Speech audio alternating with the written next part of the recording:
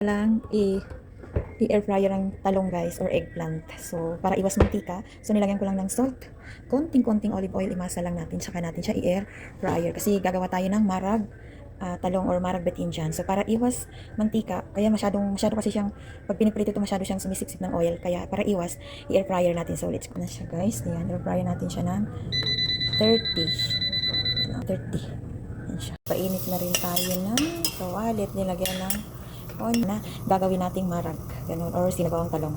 Tapos gagamit ako ng tatlong tomato, i-blend lang natin. Ito yung pinakasabaw ng ating talong guys. Ayan, i-blend lang yan. Pwede na natin ilagay yung tomato na blend natin. Ilagay natin salt, minta. Natin ng green pepper. Haluin lang natin guys. Nalagay ako ng tomato sa fresh corn guys. Ito na siya. Pag naluto na yung talong, ilagay na natin dito. Ito sa white rice. Tapos yung manok, inoven natin, masarap siya. Ang tawag nila dito is marag batinjan or kinamatisang talong. Natin guys, luto na siya. Ayan na. O, diba? Hindi na natin kailangan magprito. So, iwas na rin tayo sa mantika. Kaya ito, luto na rin siya. In-air fryer na lang natin. So, kukunin na natin. Kita niyo guys, luto siya, diba? O. Ayan na siya. Ilagay na natin sa marag natin. Ibuhos na natin. O, diba? Sarap nito guys. Haluin natin. Guys, so perfect ito sa white rice. Ayan.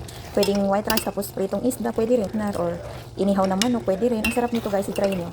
Simple lang siya. O, diba, mapapakain ka tapos ang sarap niya. Kailangan dry siya, hindi masabaw. Ganyan lang, o. So, pwede na ito. Luto na siya.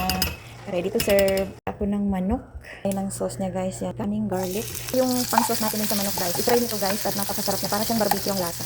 Kailangan brown talaga itong onion. Brown na siya guys. Lagyan natin siya ng tomato paste. Kasi ilagay ko muna ang Knorr cube, chicken cube. Kailangan matunaw talaga ito siya guys, itong Knorr cube natin. Saka natin ilagay yung iba nating mga ingredients. Yan, amoy niya guys. Subukan yung ganitong paggawa ng sauce ng manok niya na i-oven nyo. Ang sarap niya guys. Para siyang barbecue, tapos manamis-namis. Tapos ngayon, ano na natin yan. So ilagay na natin ng tomato paste. Lagyan ng maraming paminta. Tapos halu-haluin lang. Para din siyang barbecue yung kinalabasan nito guys. Parang amoy barbecue. Unang sugar. Yan, isang kutsarang sugar. Yan guys. Tapos ito yung pang natin sa manok na i-oven natin. So luto na siya, pwede na natin siyang gawing sauce ng ating manok. Ang bango-bango niya guys. So, lagay natin ng manok guys dito sa ating planera. Yan. Yan siya. Yan siya. Lagay natin yung sauce na ginawa natin. Pag naluto ito, ang sarap niya. Manamis-namis siya. Tapos parang lasang barbecue siya. Manamis-namis na. Basta masarap siya. Yan. Hindi niyo kailangan lagyan ng tubig yan kasi magtutubig naman ito. So ilatatakpan natin ito ng foil.